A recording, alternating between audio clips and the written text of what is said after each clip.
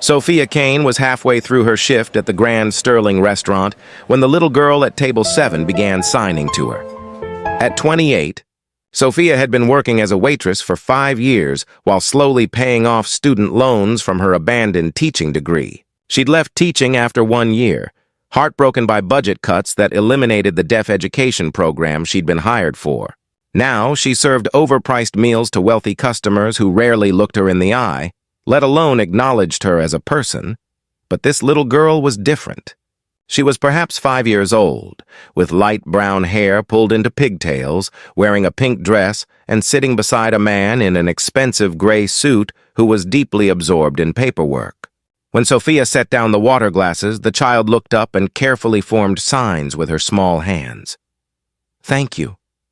"You are kind." Sophia's heart stopped. Without thinking, she signed back. "You're welcome." "What's your name?" The little girl's face lit up with pure joy. Her hands flew with the excitement of someone who rarely found people who understood her language. "My name is Emma. What's yours?" "Sophia." "It's very nice to meet you, Emma." The man beside Emma finally looked up from his work, and Sophia found herself meeting the intense gaze of someone who clearly wielded significant power. He was handsome in that sharp-edged way of successful executives, perhaps in his late 30s, with eyes that assessed and calculated in seconds. "Where did you learn that?" he asked, his voice carrying an unexpected edge of emotion. "I was a deaf education teacher before budget cuts eliminated my program," Sophia explained, suddenly self-conscious about her waitress uniform and the contrast to his expensive suit. "I've been signing since college." The man's expression transformed completely. "You're a trained teacher? In deaf education specifically?" "Yes, but—" Emma was signing urgently now, pulling on the man's sleeve. Sophia watched him sign back to her, his movements fluid but clearly learned later in life rather than native. Emma signed something that made him smile sadly, then turned to Sophia with pleading eyes. "Emma wants to know if you can be her friend," he translated, though Sophia had understood Emma's signs perfectly. "She doesn't meet many people who can communicate with her directly. Most people talk around her or through me." "I would love to be your friend," Sophia signed directly to Emma, ignoring protocol about befriending customers. Some moments mattered more than rules. "I'm Nathaniel Cross," the man said, extending his hand. "Emma's father. And I have a very unusual request.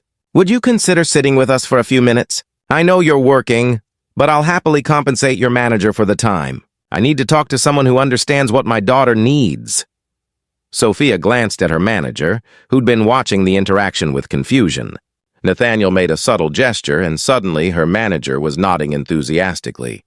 The power of wealth, Sophia thought, but she sat down anyway because Emma was looking at her with such hope. "Emma has been deaf since birth," Nathaniel explained, his hands automatically signing as he spoke so his daughter could follow. "I've learned ASL. We have interpreters. She goes to a specialized school. But she struggles with feeling different, isolated. Most people don't know how to interact with her, so they don't try. Then you come along and sign to her like it's the most natural thing in the world. And suddenly she's lit up in a way I haven't seen in months." Emma was signing to Sophia, telling her about school and her favorite toys and how most people looked scared or confused when she signed at them.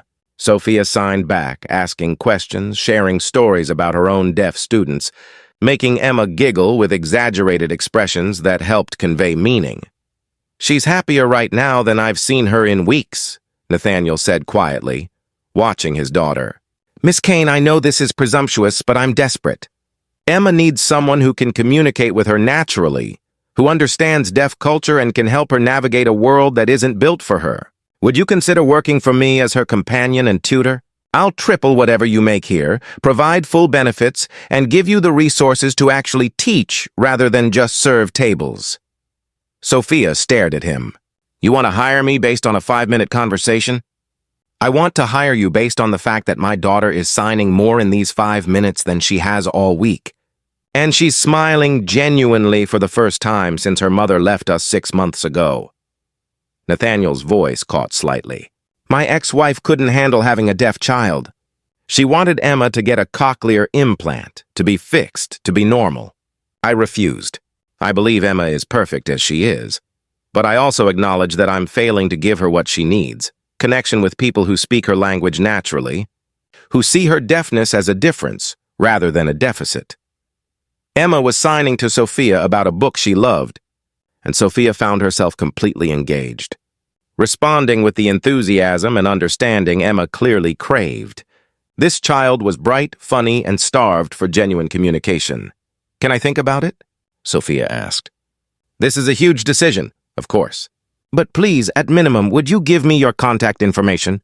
I'd like Emma to have a friend who understands her even if you don't want the job." They exchanged information, and Sophia finished her shift in a daze. 3 days later, after researching Nathaniel Cross and discovering he was the CEO of Cross Industries and genuinely respected in business circles, she called him. "I'll take the job. But I have conditions. Emma comes first, always. I'm not your employee who happens to watch your kid. I'm her teacher, companion, and advocate. If I think something isn't in her best interest, I'll say so, regardless of your wishes. Can you accept that?" "That's exactly what I want," Nathaniel said with obvious relief. "Someone who will prioritize Emma over pleasing me." "When can you start?" Working with Emma was everything Sophia had missed about teaching. The little girl was brilliant and eager to learn, soaking up knowledge like a sponge when it was presented in ways that worked for her. They read books together in ASL, explored museums using visual learning, and gradually Emma's confidence grew. She started initiating conversations with strangers through signing, no longer trying to hide her deafness but embracing it as part of her identity. And Nathaniel, who'd hired Sophia purely for his daughter's benefit, found himself drawn to the woman who'd transformed Emma's life. He watched Sophia teach his daughter with patience and joy, saw how she advocated fiercely for Emma's needs, noticed how she lit up when Emma achieved something new. He found excuses to be home more, to join their outings, to participate in lessons not because Emma needed him there, but because he wanted to be near Sophia. "You're staring again," Sophia signed to him one evening after putting Emma to bed. She'd started signing even when Emma wasn't present, and Nathaniel found it intimate, a private language that excluded the rest of the world. "I'm grateful," Nathaniel signed back, his movements still more careful than Sophia's native fluency. "You've given my daughter back her confidence. You've taught me to see her deafness not as a challenge to overcome, but as a culture to embrace. You've made our house feel like a home. I'm just doing my job.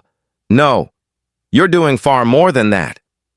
Nathaniel switched to speaking and signing simultaneously, a habit he'd developed to never exclude Emma even when she wasn't present. "Sophia, I'm falling in love with you. Not just because you're extraordinary with Emma, though you are. Not just because you taught me to be a better father, though you did, but because you're passionate and principled and you see value in people others overlook. You took a job as a waitress to pay your loans but never lost sight of your purpose to teach. You gave up a 5-minute break to sign with a child you'd never met. You're exactly the person I want in my life and Emma's life, not as an employee, but as family." Sophia felt tears prick her eyes. "Nathaniel, I love Emma, but I need to know this isn't about convenience. That you're not just looking for a mother for your daughter. I'm looking for a partner for myself who happens to also be perfect for my daughter. There's a difference. I love you, Sophia. I love how you sign with your whole body, how you laugh when Emma makes terrible puns in ASL, how you fight with me when you think I'm wrong about Emma's needs. I love who you are, not just what you do for us." "I love you too," Sophia admitted. "I tried not to. I told myself it was just attachment from working together, but it's more. You've shown me that success doesn't have to mean ruthlessness, that wealth can be used to support people rather than control them. You chose your daughter's needs over your wife's comfort. You hired me based on 5 minutes of watching me communicate with Emma. You're a better person than you give yourself credit for." They dated carefully, mindful of Emma's needs and emotions. Sophia remained Emma's teacher first, and Nathaniel's partner second. But Emma, perceptive as always, signed to them one evening, "Are you going to be my mommy? Because I really want you to be—" "You understand me." Sophia looked at Nathaniel, then signed to Emma. "Would you like that? For me to be your mommy?" Emma's enthusiastic signing needed no interpretation. "Yes, yes, yes!" A year after signing thank you to a waitress at a restaurant, Emma stood as flower girl at Sophia and Nathaniel's wedding, signing I love you to both of them as they exchanged vows. The ceremony was fully accessible, with ASL interpreters and visual elements that meant Emma could understand and participate completely. In his vows, Nathaniel signed and spoke simultaneously, ensuring Emma understood every word. I found Sophia because my daughter said thank you in sign language to a waitress, and that waitress signed back. That simple moment of connection changed our lives. Sophia, you saw Emma not as a disability to be managed, but as a complete person with a rich inner life who needed someone to communicate with her in her own language. You taught me to see my daughter fully and to embrace the deaf community as family rather than challenge. You've made me a better father and a better man. I promise to keep learning, to keep growing, and to build a life where Emma and any future children we have are celebrated for exactly who they are. Sophia's vows made everyone cry, her hands moving gracefully as she signed, her voice carrying emotion. I walked up to a table to take an order and received a gift I didn't know I needed. A little girl who signed thank you and reminded me why I became a teacher. Emma, you brought me back to my purpose. And Nathaniel, you supported that purpose without trying to control it. You trusted me with your daughter and gave me the resources to actually teach. You showed me that love means making space for someone to be fully themselves. I promise to keep advocating for Emma, to keep pushing you to be better, and to build a home where deaf and hearing family members communicate with equal fluency, where difference is celebrated, and where Emma grows up knowing she's perfect exactly as she is. The deaf little girl who signed thank you to a waitress had connected 3 hearts in ways none of them expected. She'd led her father to a woman who understood not just sign language but the importance of seeing people fully. She'd led a burned-out waitress back to her teaching purpose. And she'd found a mother who didn't see her deafness as something to fix, but as an integral part of who she was.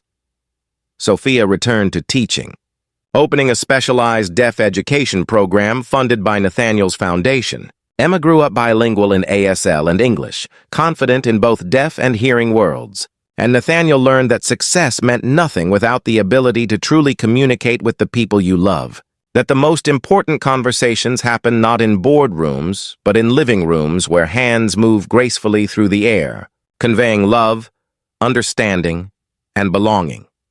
If this story touched your heart, please like, share, and subscribe. Leave a comment below about a time when learning someone's language changed your relationship. Your stories inspire us all.